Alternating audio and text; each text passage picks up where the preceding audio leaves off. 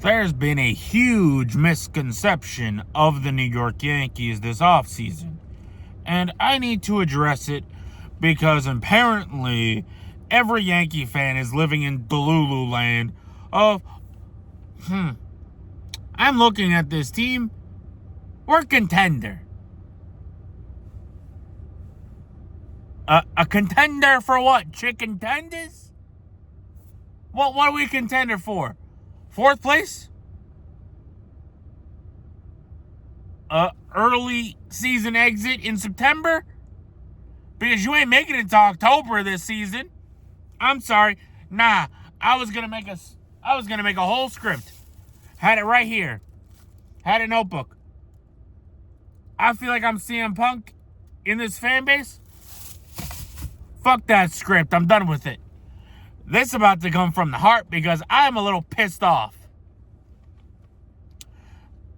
Brian Cashman, my old veteran friend, you have a quarry with you. Aaron Judge is seeming to be a generational talent. What do you do in the 2018 offseason? You trade for Giancarlo Stanton. A move that has worked and yielded nothing. Besides him missing 55% of the games he has been as a New York Yankee contracted player. You know who you could have gotten without Giancarlo Stanton, but your pea-sized brain doesn't fucking work? And this is a message straight to Cashman. Fuck the fan base. The fan base is already too diluted. That don't matter to me. This is the Cashman. What do you do? You trade for a DH. Great. You gave up nothing. You gave up Jose Guzman. Jorge Guzman, Jose Devers, Starlin Castro for Giancarlo Stanton. Great job. Fantastic work. Fantastical work on that one. And then what happens in the next offseason? A guy you could have put with Judge to be a generational talent with your generational talent, Bryce Harper, walks his way to Philadelphia after being rumored since he was 16 years old. He wasn't even birthed into the Washington Nationals organization yet. It was already in decree. Bryce Harper, New York Yankee. I don't like bringing this topic up, but fuck it, I'm going to do it. You had one whole season. You couldn't wait one whole season? You had to get it because Derek Jeter knew you were a fucking moron? And we're like, who's going to take the Giancarlo Stanton contract off my hands? Because I don't want this albatross. Cashman. Hey, Cash, you want Stanton? Yep. Give me Stanton. Thank you. And now you have built to a guy that has, you want to say we're a championship contender. You're a championship contender if the league was based off of a home run fucking derby. Because that's all you can do. That's all your organization can do for the team. That's all you can do. Oh, I can blast a few home runs here and there. Great job. What'd that get you with the Blue Jays? Because the Boston Red Sox team was throwing out an AL Central lineup. The Yankees in the postseason since 2000 are over 500 in the postseason against AL Central competition. Whether it be the Kansas City Royals, whether it be the Detroit Tigers, whether it be the Cleveland Guardians or Cleveland Indians, whether it be the Minnesota Twins who we bitch out every single time. They were throwing out an AL Central lineup. It wasn't even, Roman Anthony wasn't even in the lineup. Tristan Casas was out because he busted his knee open. Because he busted his fucking knee running down the first baseline. And you had Nathaniel Lowe bobble the ball. The usually sure-handed Nathaniel Lowe bobble the ball and had Austin Wells score a run and had Austin Wells get an RBI. I forgot who scored. But it was an RBI to score a run off what should have been an out. But you had the luck of the draw because you need a team to be defensively stupid for your team to actually contend, because you can't field, you can't hit with runners in scoring position, you can't hit for any clutch if it's not named Aaron fucking Judge. You can't do really anything baseball-wise. You're fundamentally fucking awful. Great job, buddy. You built a fundamentally awful team. Can't run the bases. Can't do anything. Can't do anything of that. You know who else is one of our best base runners? Jason Dominguez. What do you do with him? Oh, let's re-sign Trent Grisham for $22 million. For a qualifying offer. Thanks for the birthday gift, Cash. That was on November 18th. Because the Yankees have no farm system to speak of outside of Dax Kilby, Emler Rodriguez, no longer Cruz, who is playing for Team Puerto Rico. Good luck in the WBC. Please stay healthy. Carlos Legrand, Dax Kilby, and Spencer Jones. Who Spencer Jones is not even rated in the top 100 of any prospect forms anymore. Are you joking? Where are you playing Jason Dominguez? Because for the last couple of years that you have had him in your organization, he has been a New York Yankee since 2020. Was his first professional season. Oh, wait, it wasn't. Because COVID season killed his whole season. Because no minor leaguer got a season that year. So 2021 was his first official season. When did he make his major league debut, you ask? Oh, 2023. September.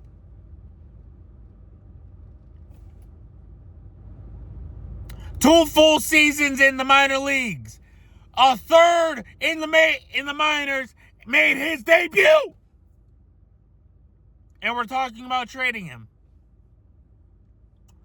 Our second best base runner on the team. On a team that can't run the bases. On a team that's horrific at it. Horrible at it. Because you, Tweedledum, Tweedledee, Tweedle dipshit, and Tweedle dumbass, Gene Afterman, Brian Sabian, Omar Minaya, and you don't know how to build an organization. Because let's get to the prospects. You have 18 pending free agents. I say 18. You're asking, why? Why say 18? You know what? I'm going to get my script for this that I threw over here. You know what? I'm going to get it because I have all of them listed and all the reasons. Let's look. Let's take a look and gather, and what shall we find? Here, let's get to the right page first. Let's take a gander at these free agents and see what gems we can find. Oh, we find David Bednar, Paul Blackburn, Angel Sevilla, whatever his fucking name is. I don't give a fuck. Now you're asking, Justin, this guy's 23 years old. He should have years of control. Correct? He does. One minor league option. Uno. One minor league option. Now, why am I bringing him up? I brought him up because of Michael Arias last season. A guy who was acquired before the season, who had one option left, got non-tendered.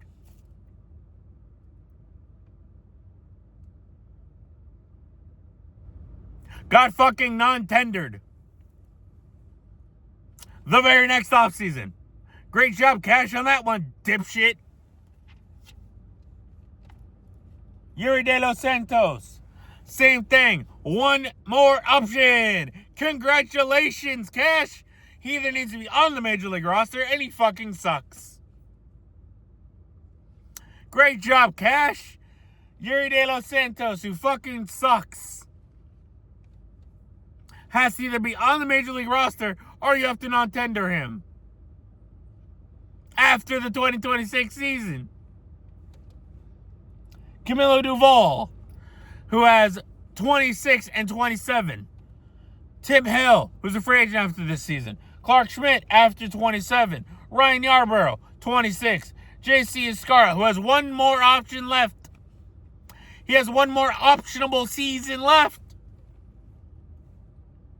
before he either needs to be the backup catcher. Oh, wait, he can't. You want to know why he can't be the backup catcher? Because you have Austin Wells right there. He was a lefty. You know what bat he swings? A left-handed. So JC Escarra either has to be on the roster or he's non-tendered. And he fucking sucks. Great fucking job there, Cash. Oh, our 30-30 guy, Josh Chisholm Jr. Ryan McMahon, who you wasted $11.5 million trading for from Colorado because you know your defense is about as dog shit as it gets. And the problem with Ryan McMahon, can't hit for shit. Cannot hit for a lick. That'd be great if we had guys who can actually hit. But Anthony Volpe hasn't yet. I'll get to Anthony Volpe in a second. Let's stay on track because Cashman's small mind cannot stay on two things. So let's not blow his fucking mind real quick. Amed Rosario. A pretty nice signing. If it did not mean that the guy who basically the team admitted was the heart and soul of the team, and Oswaldo Cabrera has to go down to AAA once Anthony Volpe returns. Because you have Jose Caballero and Amed Rosario on the bench. Because you can't have a four-man bench. But I'll get to that in a second. Brandon Schleemake. One more option left, and he fucking sucks. Jorge Vivas. Hasn't been given a chance. One more option left. Cody Bellinger, his first opt-out. First one that was given in the contract. And the contract, you ask? A 2-year, $85 million deal. Of his 5-year, $160-some million deal. Trent Grisham, who you stupidly gave $22 million to. Great job. And you have Giancarlo Stanton.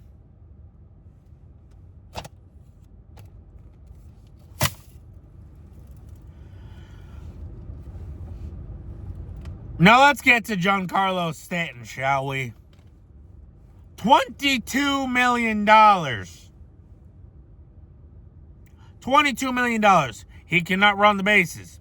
He cannot play the field. He can only hit homers. He misses every fucking other game. You have to rest him every other game. What are you gaining out of keeping Giancarlo Stanton on the roster? Like, for real, what are you gaining? Oh, I'm gaining fan empathy because I kept the superstar on the roster. Like that means a goddamn motherfucking thing. Because let's be real, that doesn't mean a goddamn motherfucking thing. Oh, but Justin, he's a future Hall of Famer. He's close to 500 home runs. I don't give a flying fuck. When you're blocking Jason Dominguez, which I said last year, what happened? And I love when I am right, because I am right on this again. Ben Rice hit too good to be blocked by my old grandpa over there in his fucking prune juice. You had your best prospect who was once a guy untradeable. I'm pretty sure you got calls saying, hey, Cash, you want to trade Jason Dominguez? And as soon as Jays came out, bang.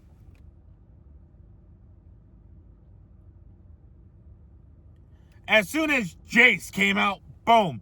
It could have been Jace Advana. You hung up, you didn't take the risk. You're like, hey, Cash, is Jay, boom. Is Jay, boom. Is Jay, boom. They could have been asking for Jay Savannah when you acquired him in whatever the fuck that trade was. I forgot which one it was. I don't really care at this point. But you didn't take the risk hearing them out. Now he's up for grabs. Because you're too fucking stupid to look at your team and go, I got my ass whooped by the Toronto Blue Jays. I might want to go with some of my youth. Because when the team played with some youth, had some youth on the team, we were rolling. We were good in the first half. Then Giancarlo comes back. The team takes a dip for 2 months. You find no correlation between the two events. You got older and you got worse. Oh, who would have thought of that? That a team that's full of grandpas and people who need fucking prune juice by the fourth inning, oh, that team fell off a cliff mid-season. And you got to take one out back and bang. You had to take one out back in Old Yeller and DJ LeMahieu, who I said was going to be a fucking shit-ass contract as soon as it was signed. That was pretty fucking easy to say. Now, wasn't it there, Cashman? Great deal there, bud. Yeah, let's sign a second baseman when we have one. But to your challenge, you said I would be open to challenging anybody to see if we're a World Series team. Well, Cashman, let's deep dive into this roster and see what gems we can find. Oh, look over around the diamond. Austin Wells, a pretty decent defensive catcher with a bat that's developing still. First base, a future all-star, a future guy who could pass down the mantle from Aaron Judge as the face of the franchise. Congratulations, Cashman.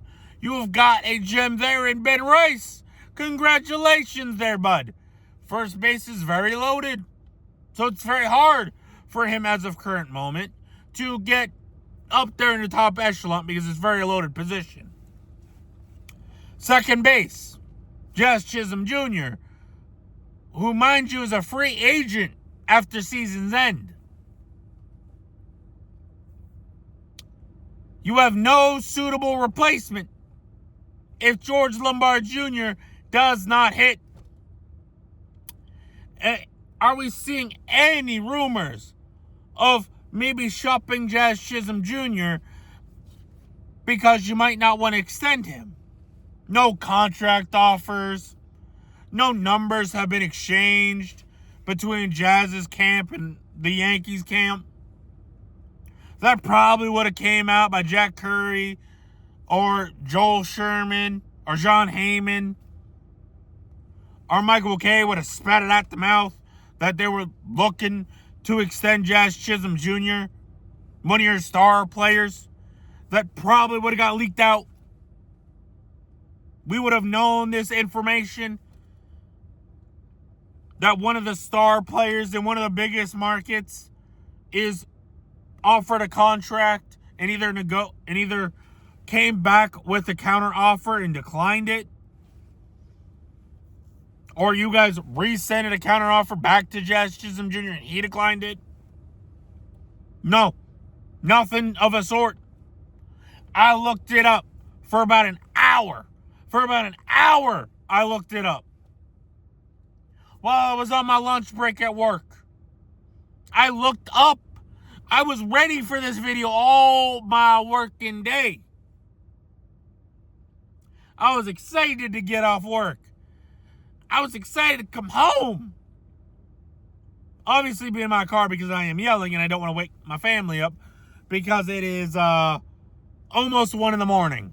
while I'm making this video. And I want it out in the morning hours. But what confuses me, Jazz Chisholm Jr. is not being shopped around. He's not being talked to for an extension. What is your plan exactly? Is it just George Lombard Jr.?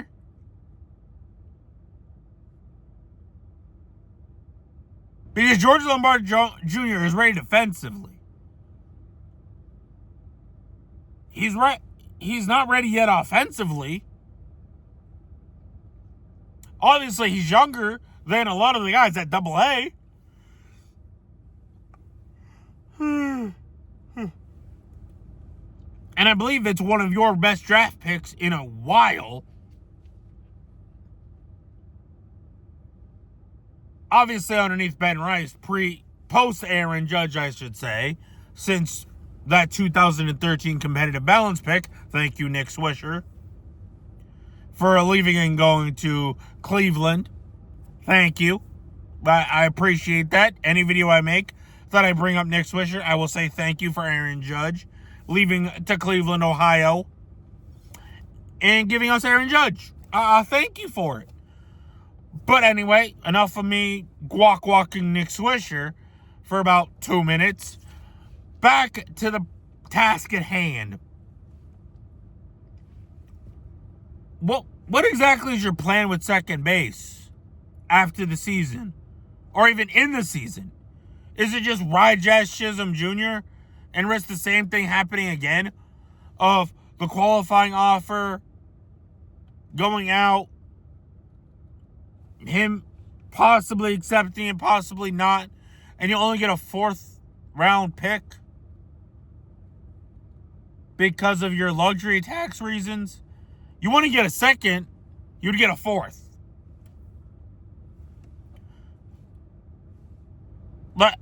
But what's your plan with that position? Because if George or Kilby, who's an A-ball, doesn't rise through the ranks, what's your plan?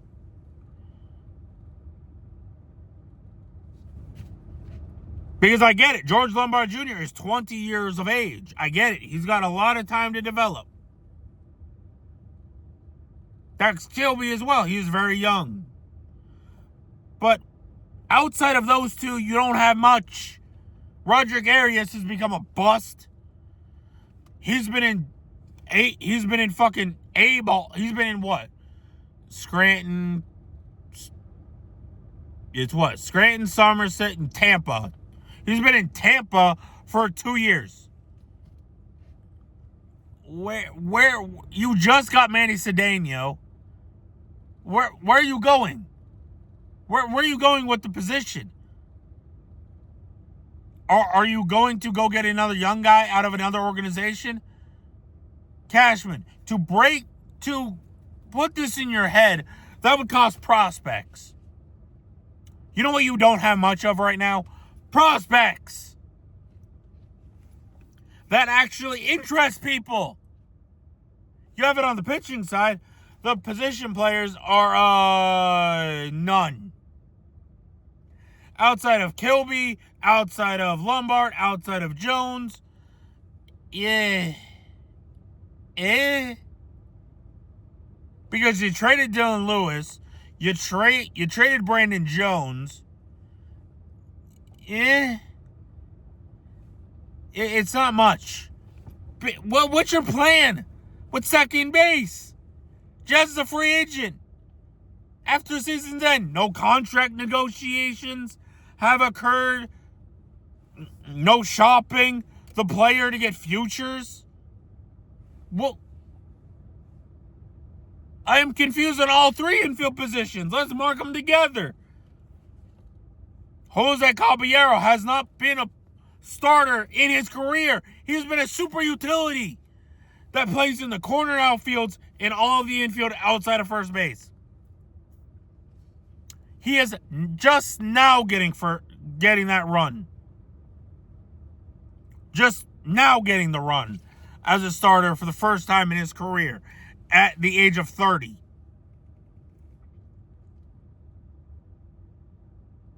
Which, great, fantastic. You have two players that have speed. That's it. Those guys are, if Jazz Chisholm Jr. and Jose Caballero are off the bases, guess what the pitcher's going to do? Over here is first base, over here is the mound. Looking straight, not even noticing first base is over there. First base don't exist no more. Because where the fuck's Trent going? He has average speed. Bellinger maybe get you for like 10, 15. Maybe get you for like 15, 20. Trent ain't getting you none. Judge is getting you 5-10. Ben Rice is getting you 5-10. Austin Wells is getting you 5-10. Anthony Volpe doesn't get on base enough to even get you that much. To even get his full potential. Because at his full potential, I do believe he's a 40 to 50 stolen bases guy. But he doesn't get on base enough. He is an under 300 on base percentage. Very, very confused of Ryan McMahon, who's slow as ass, who also doesn't get on base enough, doesn't have speed. What's your plan for these infield positions? Just George Lombard Jr.? You're just going to clone him 3 times? You're just going to hope that Dax Kilby and George Lombard Jr. come up? You're relying on 2 prospects. Again, you want to know what happened last time you did that? Anthony Volpe, you sent him up a little too early. Oswald Peraza was a bust that you sent to Anaheim. That was it. Like, what's your plan? Like, what's a plan B? What's a plan B? Dax Kilby and George Lombard Jr., that's it? That's all you're giving us? No other prospects to come up through the ranks where we have a nice infield crop? It's 2 people. It's 2 people. And you're not even giving insurance if they bust. You haven't even got insurance for Roderick, who busted out in Tampa. He's been nothing. It was supposed to be Roderick and Lombard, who are the next wave to come up on the left side of the infield with Anthony Volpe moving to second. Roderick has gone out of that plan. He just went to the fucking shadow realm with his talent. What's your plan with the infields? What, just hope to God the Royals' financial situation goes to shit? And hope Bobby Witt Jr. falls on your lap? because you look like a fucking genius, when Bobby Witt will become just a trade guy that the Royals will just go, fuck it, we'll dump the salary. Newsflash, dipshit. They're not going to do that. They're going to want an actual haul back in return for a Bobby Witt Jr. Oh, wait. You're going to hope and pray that the Lindor situation and the Soto situation, those two hate each other. A secret to you. The Mets would also want a haul for Francisco Lindor. Because Steve Cohen has money. He can pay for Lindor.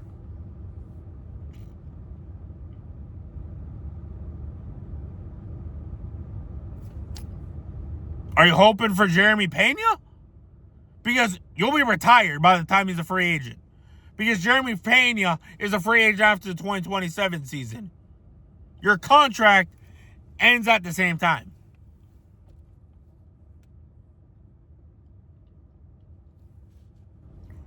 So are you just running it with one more time and just hoping for the best in 27? Look. Yeah. It hit me. It has hit me like a boulder. It has hit me like a boulder straight to the dome. You're Dave Gettleman. You're Dave Gettleman. You're a mediocre GM who's had tenure, who made his legacy off somebody else. That's the only difference between you and Dave Gettleman. You're the Dave Gettleman-led Giants. A team that fancies themselves a contender when it's nothing of the truth.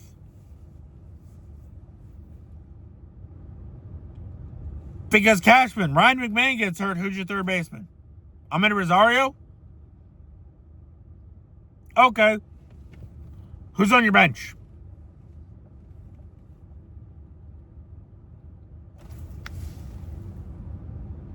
Oh, wait. Who on your bench?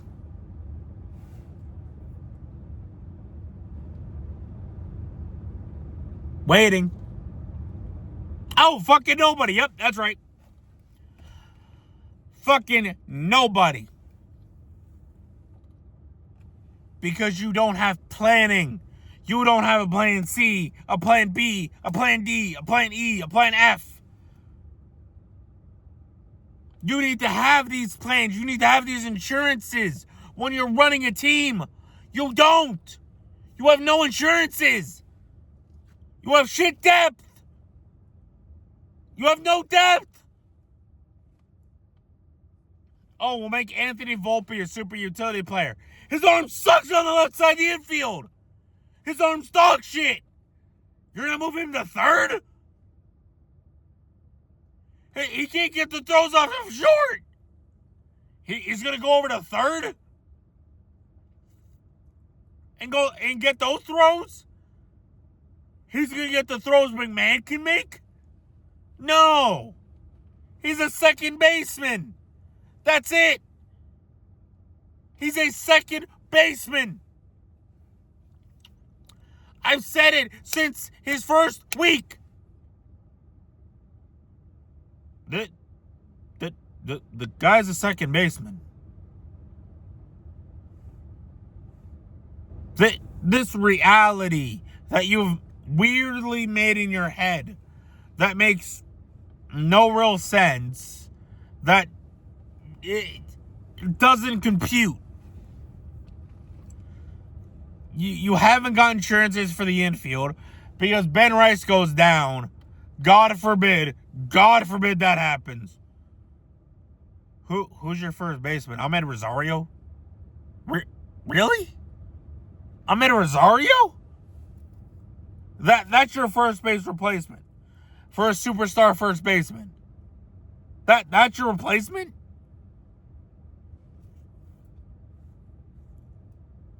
Your second base replacement at least makes sense. It's Ahmed Rosario. At least that makes sense. At least, like, okay, I can get with the pitcher. But Ahmed at third or short? Really? Paul DeYoung? I just remembered he was a Yankee. He got signed to a minor league deal. Paul DeYoung? Paul DeYoung? What is this? 2019? What is this? Washington Nationals vintage? Are we serious? That's your insurance plan? Are we dead ass?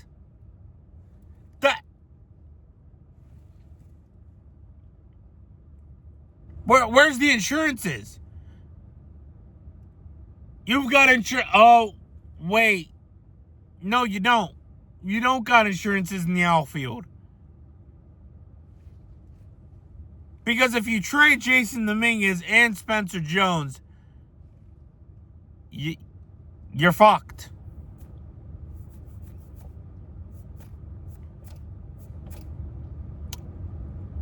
Because, guess who's the guy that goes up for Spencer Jones? Here, I got it written down. What page is it on? What page is it on? Let's see.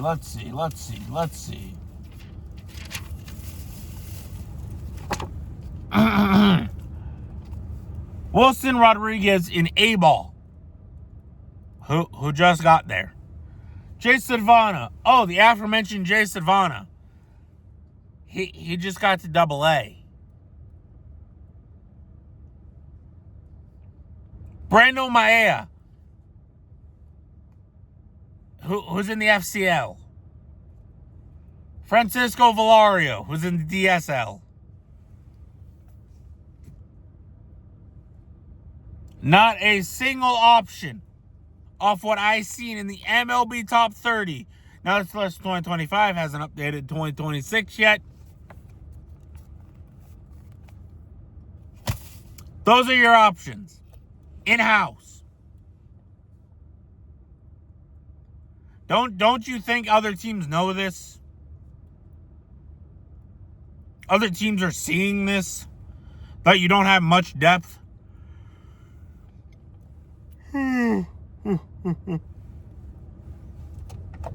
Let me get a swig real quick.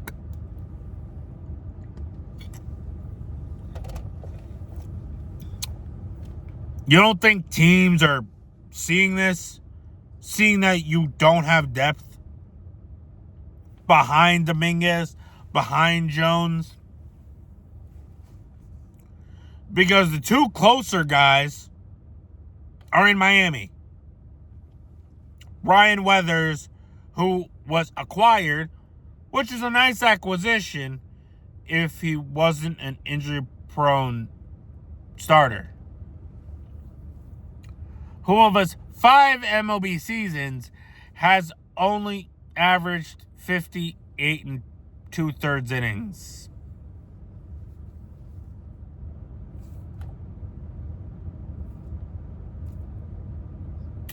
.58 and 2/3 innings for Ryan Weathers. Are we dead ass?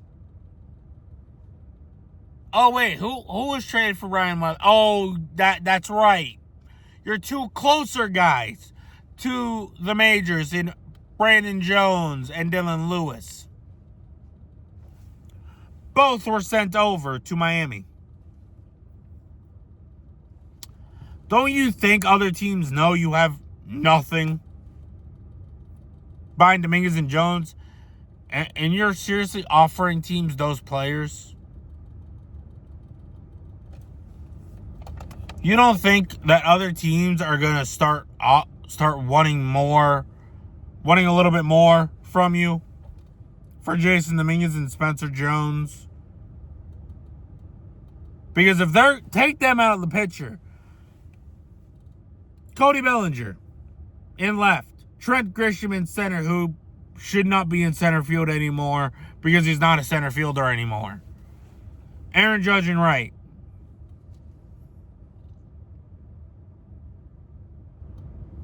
Trent Grisham has one season. Is one season under contract. That's it. Cody Bellinger gives you platinum level defense in left field. Absolutely a beautiful defender in left and right field. Beauty of a defender. I will not take anything away from Cody Bellinger in the corners. He can play you a center field if needed. Love the acquisition. Would I shop him for futures at the deadline if it doesn't work out? Yep. 100%. Because that's called asset management. That's what we call asset management. You need to manage your assets. These are people, but they're also assets. They are assets you need to cash in at some points. Usually at the highest value, not at the lowest. But the same thing with the infield, where if Jose Caballero, Ryan McMahon, or Jazz Chisholm Jr. go down, you're fucked. You're less fucked than you are in the outfield, because at least you have Paul DeYoung. It would suck, but at least he's there. At least he's a body that you can call up. In the outfield, you are fucked. You trade away Jason Dominguez. You trade away Spencer Jones because they have no spot to play right now. But let's talk about that outfield. That outfield logjam real quick.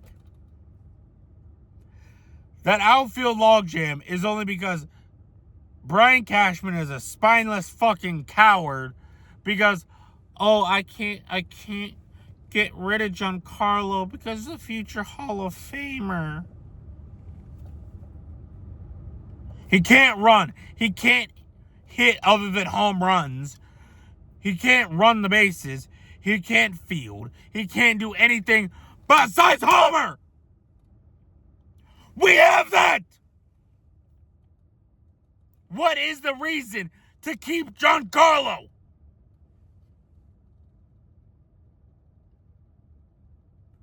Please fucking tell me. Oh, you keep a future Hall of Famer on the roster. Oh, congratulations. Congratulations. A Hall of Famer who can only hit homers. What is that supposed to do? But you'll ask me, Justin, you wouldn't say this if this was Giancarlo right in front of you. You want to know how that situation would play out? You do? Okay. Let's play this situation out. Let's do a little bit of role play real quick. Giancarlo, come in.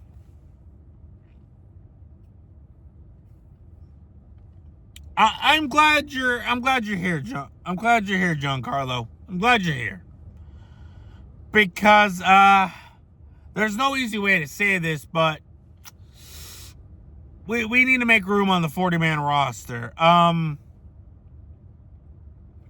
We don't see you no longer a part of the team. Because we got Jason Dominguez, one of our best base runners on the team. One of our top prospects on the team. That was one of our best prospects. So, yeah, we try to shop you. And no one bit. Like, nobody bit. We try to eat half your contract.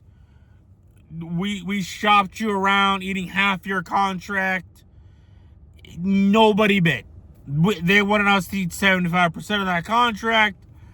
I wasn't going for that. The most I would do is half. Nobody bit.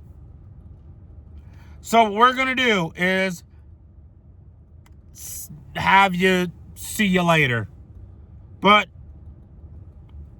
I have already issued a contract to Scott. Look it over with him. That will pay you more money over the 5 years than it will over 3. So look that over with Scott. Maybe you'll find a team. Best of luck in your future endeavors. There's the door. Thank you for your time as a New York Yankee. It was great, but it has rung to an expiration date. Thank you. There's the door. Now exit my office, please. I've got more players to talk to. Thank you. That's how that situation would go. Handled like adults. Straight up and honest. You got to make hard decisions in this game. You have let feelings get to the side of winning. You have let, because he was a guy I acquired.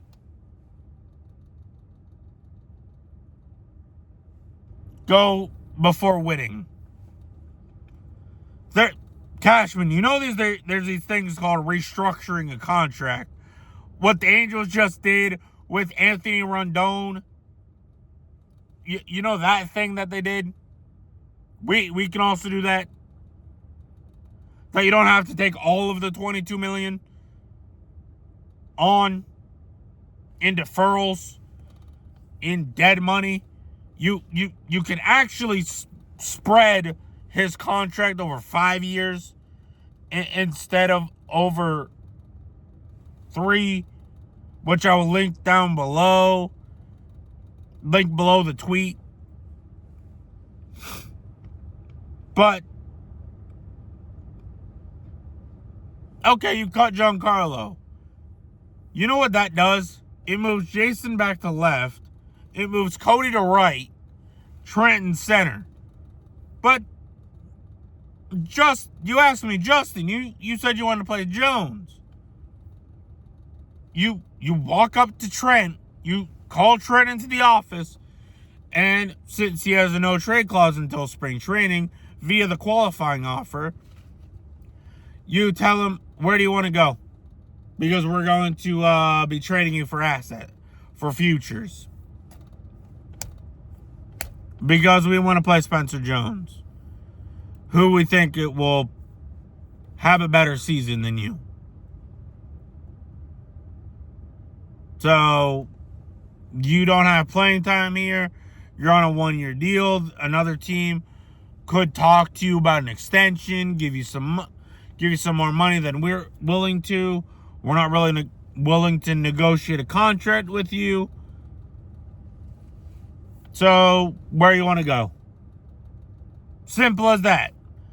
Tell him the deets. Tell him the situation. Have a conversation of where he wants to go. He'll probably say I have to have a conversation with my significant other. I'll come back to you in about a day or two. But I appreciate the heads up that you're going to be wanting to start Jones and move on.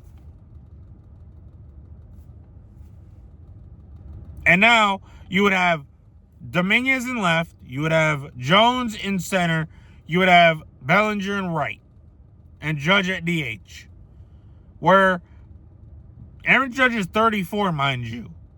34 years old. How many seasons of that elite production in the outfield do you have left? Does he have left in the tank? Because another thing with Giancarlo, he takes DH reps away from Aaron Judge as he gets older and older and older. He has 6 years left on that contract. He'll be at age 39 at completion. Are you telling me at 34 and 35, he's going to play that same right field defense? You know how small of a profitability that is? At his age, with his body type, You know how small of a probability that is? Of Aaron Judge playing that same right field defense? For his age 34 and his age 35 season? Before transitioning to a full-time DH at age 36? That probability is so low.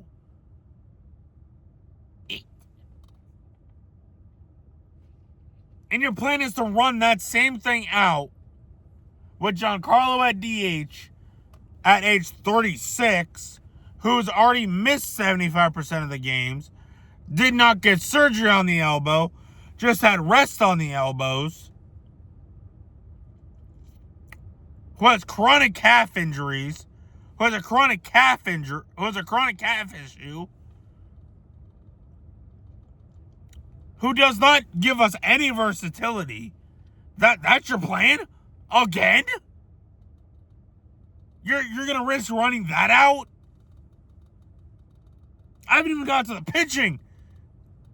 And I've been talking for 51 minutes.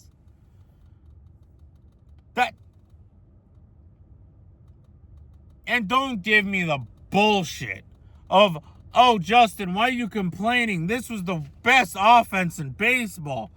This was the best power offense in baseball. Because every single thing we have led is pretty much revolving around power. Which is simply due to the Yankees going, if ball don't go boom, we no go win. We're basically the same thing as the Philadelphia Phillies. Ball no go dong, Phillies no go win. Yankees no have ball go boom, Yankees no go win. You may be saying, oh, Justin, you're exaggerating. You're thinking so wrong about this team. It's not just the home runs. It's not just the home runs. Relax. In games that we don't homer, we're 4-24. In games that we do not homer, 4-24. That's Colorado Rockies level of incompetent baseball. Without the home run ball, you do not win. You don't. You win what? One of every, 10 games? One of every 8 games? One of every 8 probably sounds right for a 4-24 record. What, one in every 8 games? What would be that ratio? 1 every 8? That's Colorado Rockies level of incompetent baseball. Are you joking? Are you dead ass? That this is what we're running out again? The same offense that went 4-24 in games they did not homer?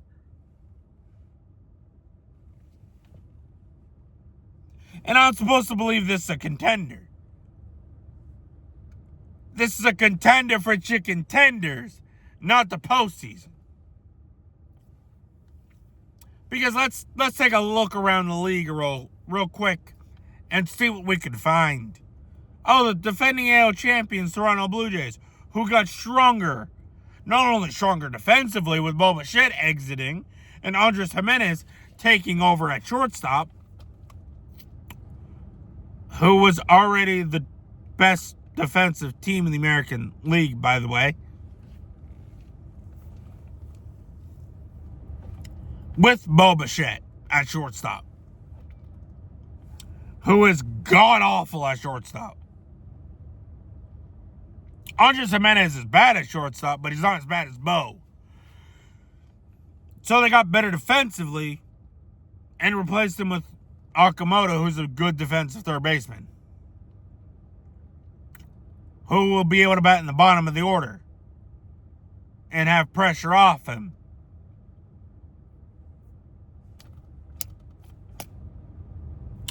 Great. Fantastic. And he plays the same brand of baseball that the Toronto Blue Jays do. The pepper the ball all over the field, contact, put it in play. That little old school brand of baseball. You know that old school brand of baseball that had the Toronto Blue Jays basically going bang, bang, bang, bang. Belt the ass. Belt the ass. Basically like Michael Irvin on the fucking sidelines every time his team wins a college football game. Going, belt the ass, belt the ass, belt the ass. That was the Toronto Blue Jays against us last year. It was a spring training game to them. While we were fighting for our postseason lives. They were like, is it March? Oh wait, now it's October, okay. Now they had to get shocked back to reality by the Seattle Mariners, who I'll get to in a second. That, oh shit, this October. Oh wait, hold up. Let's lock it in. They locked it in to the World Series. Boston, who has prospects on the rise. And the names are as follows. Peyton Toll, Colin Early, Marcelo Meyer. They have Roman Anthony. They have Jaron Duran. They have Willie Abreu. They have Marcelo Meyer. They have Carson Weatherspoon. They have guys coming up through the system. Mikey Romero, Franklin Arias. As one of the best futures in the American League East. Not only with the pitching side, with the position player side. They're also looking to shop some pitching for potentially a second baseman. Well, they have Christian Campbell at that position, who I believe they called up a little too early. But they have Christian Campbell and Marcelo Meyer. They don't even have to. They can get calls for Brian Baylor with Patrick Sandoval and Kyle Harrison and move them for futures. Because they have pitching out the fucking ass. Johan Oviedo, Sonny Gray, Ranger Suarez, Colin Early, Peyton Toll, Jose Alvarado. What's his? Fuck, I'm blanking on his first name. Johan Oviedo. They have huge amounts of pitching. I'm not even talking about Crowder Crawford, Brian Bello, Tanner Houck. There's pitching and pitching and pitching in Boston. That's locked up for years to come outside of Sonny Gray. Boston's going nowhere. Toronto's going nowhere. Baltimore basically has two pitchers falling in their laps, and Zach Gallen and Framber Valdez. And their offense got better with the addition of Pete Alonso, who made Kobe Mayo and Ryan Mountcastle basically expendable. And Samuel Basallo and Adley Rushman, who made Colton Cowser, who finished third in Rookie of the Year in 2024. Available via trade. Heston Kierstad. Dylan Beavers. It's disgusting what we have to deal with in the AL East. And the Tampa Bay Rays are a sneaky team always. You can never sleep on the Tampa Bay Rays. Even in years where you think, okay, this is it. The magic has to stop. It has to stop. It never does. We're a fourth place team right now. Pending fifth. Depending on what the Rays do. Because the Rays are always there. They never go away. You think they're gone. They come back like a Braun Breaker spear, bang. They're back again. It's usually they're gone for a year, back for 3. Gone for a year, back for 3. Gone for a year, back for 3. And the AL Central, they need a team to go into the postseason with current format. So one of the 6 postseason teams are already taken care of by the Central and the East and the West. The Detroit Tigers in the last year of Tarek Skubal. The Cleveland Guardians with their prospects coming out the riot.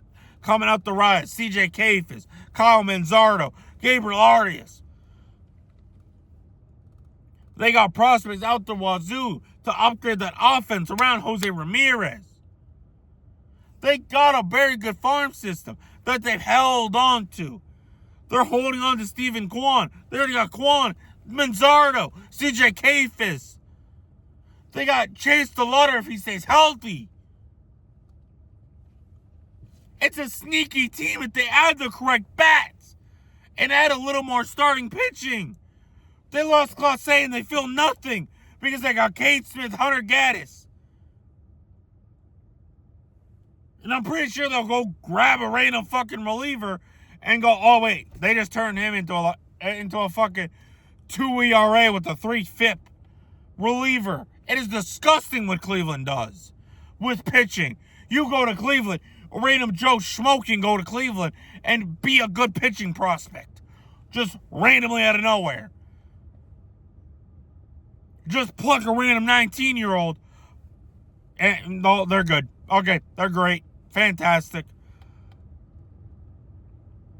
Kansas City. They just upgraded their offense this offseason. And pitching, they're getting some of it back. That was injured.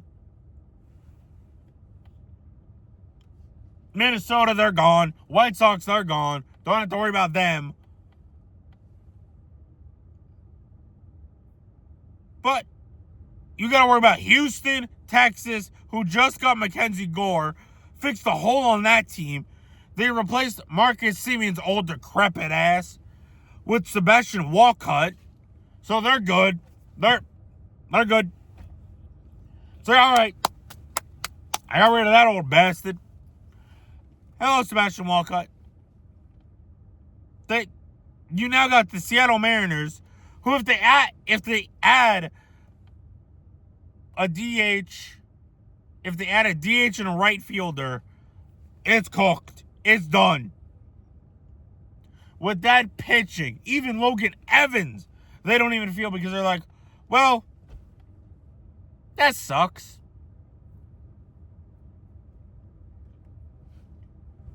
It's not like we have the most loaded farm system in the game next to the Los Angeles Dodgers. We'll have a loaded farm system as well.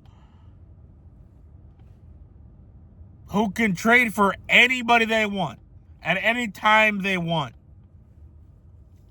If Fernando Tatis is available, ever becomes available, he ain't becoming a Met.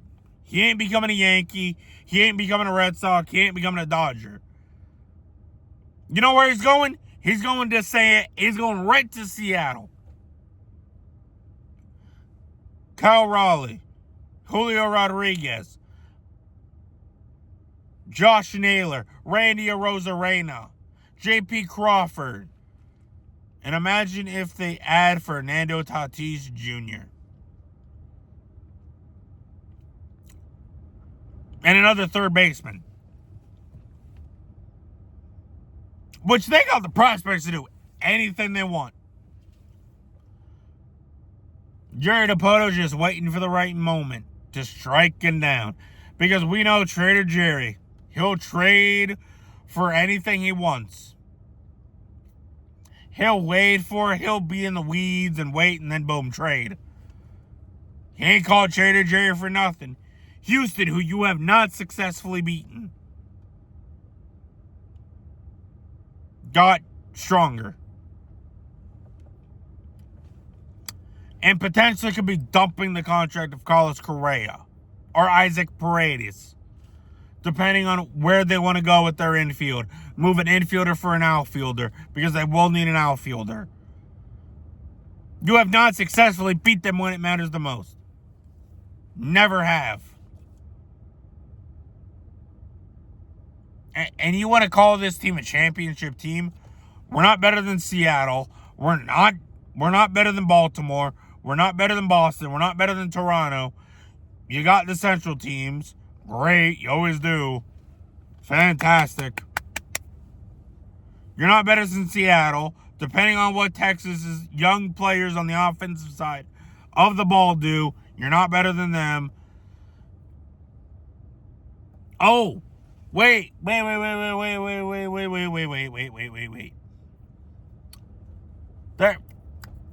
There's one more team that just extended a young player. Jesus, what's that other team? Oh, the Athletics. Shea Langeliers, Tyler Soderstrom, Jacob Wilson, Zach Geloff, Lawrence Butler, Brent Rooker, and the piece de resistance, Nicholas Kurtz. The man that broke records, that grabbed the Rookie of the Year in a Cobra vice grip and never let it go, and could be in the running as an MVP for the Athletics. Could taste contention. All they need is pitching. That's it. All they need is pitching, and they're good. And, oh, wait, I said Zach Geloff. They also got Leo DeVries at the deadline from the San Diego Padres for Mason Miller. The number one in prospect in baseball, looking like a generational talent.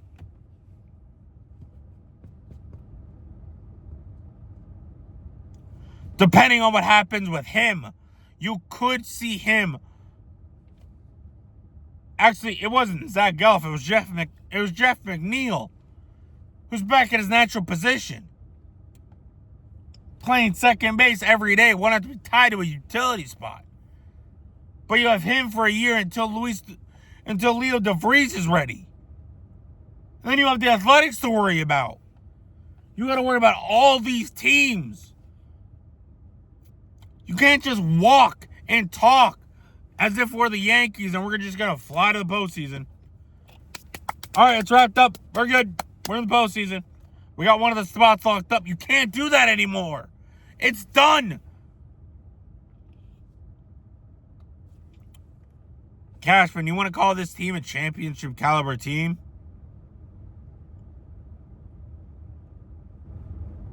You're not even making the postseason. Let's just be real. But you do not have to be in darkness forever. Take it from your neighbors, not so far from you. Giants fans, you will remember this story. Dave Gettleman,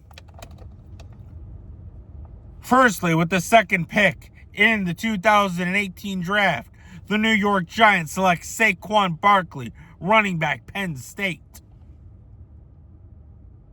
When you could have traded it back for futures and got a better future.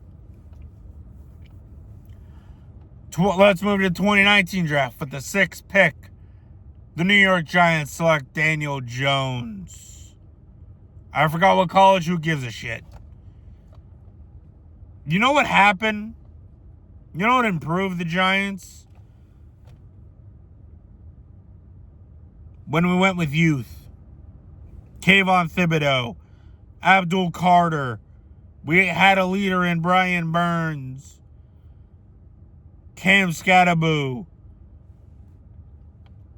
Michael Schmitz. Andrew Thomas. Sexy Dexy. You went with the youth of the team. And what do you know? The Giants got better when he went with youthful. A youthful team, a youthful core. It dragged the Giants fandom from just depression and out by week 3, year in, year out on repeat. It was the same story every year. Jackson Dart made a legendary coach of John Harbaugh want to come to this decrepit franchise. of the New York Giants, giving fans hope. There's hope in the Meadowlands once again for the first time since the days of Coughlin and Eli. When Victor Cruz was saucing in the end zone. Ruben Randall and Akeem Nicks were the wide receivers with Victor Cruz. Before Plexico Burress shot himself in the foot and shot the organization in the foot. You got hope for the first time since then. Cashman, you have it right here in your hands. In the words of the late, great Wyndham Rotunda Bray Wyatt, you got the whole world in your hands to see the world in the color red instead of the black and white. You have it there. The darkness doesn't have to be. You don't have to go in the first rebuild of the Yankees franchise. You don't. Retool a little bit. Take a step back. It won't kill you. Hell, I get it. Your father never rebuilt. But your father isn't here. It's your team. You'll make the direction. It's not hard. Just sell a little bit. Retool. It won't kill you. You did it in 2016. Do it 10 years later. It will save us from darkness. Yes, I yelled. Yes, I called you a moron. Yes, I called you an imbecile. Yes, I called you a dipshit. All in this video. But you have hope. You have glee. Right there in front of you. Do not let the ball drop. Do not let New Year's go by without that New Year's kiss. When the ball drops, do not be kissless. It is right there in your hand. You have it. Don't let it drop. Because I feel like CM Punk, what he was in 2011, preaching the voice of the voiceless, the future. He wants a better tomorrow for WWE. I'm doing that a decade later in a different sport, in Major League Baseball. When I see the New York Yankees in that same light of a Dave Gettleman Giants, of the 2011 WWE, of bland storytelling, bland time, bland characters, women that couldn't really do shit, men that couldn't tell stories besides like 6 people. Edge is gone. Cena's doing movies here and there. Randy's there. But you're bobbing the world title around like 6 people. You don't have to be that, Cashman. It's right there. You have the pieces to sell. Sell them. What's the worst that can happen? You're going to have a fan base crying? Who gives a shit? There is a light at the end of this tunnel. All you have to do is grab it. Grab it like a brass ring and run with it. Don't be Dave Gettleman. Be Joe Shane. Draft Jackson Dart and end the misery. End the misery before it starts. Before it gets worse. Before you can't sell your assets and you have to sell a Ben Rice. You have to sell an Austin Wells at medium value. You have to sell Anthony Volpe at low value. You have to sell McMahon for pennies on the dollar. Do it now. Rip the Band-Aid, where you don't have to sell an Austin Wells at medium value, an Anthony Volpe at low value, a Ben Rice at high value. There was light at the end of the tunnel. Don't let it slip. Don't let it die. Let it be. It's right there. It's right there in your hands. Let the light come. And if you can't do it, move over and let somebody else can. You need somebody like me in the front office. That is my mindset. Of the future and the present.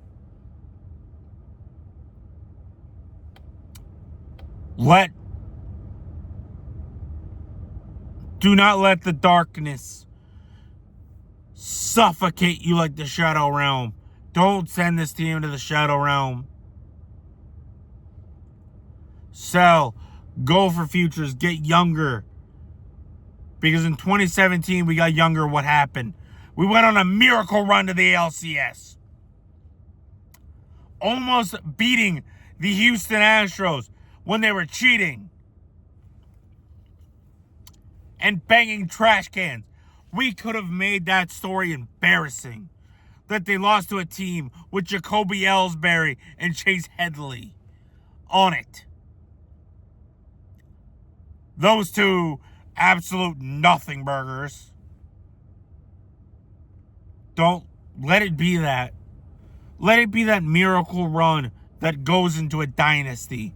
That goes and returns the Yankees to prominence once again.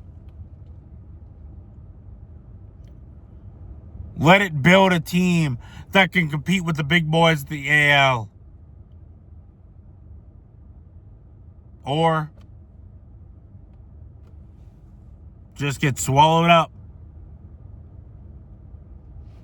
and be the biggest disgrace in New York Yankees franchise history. And let the Yankees go off to the Shadow Realm.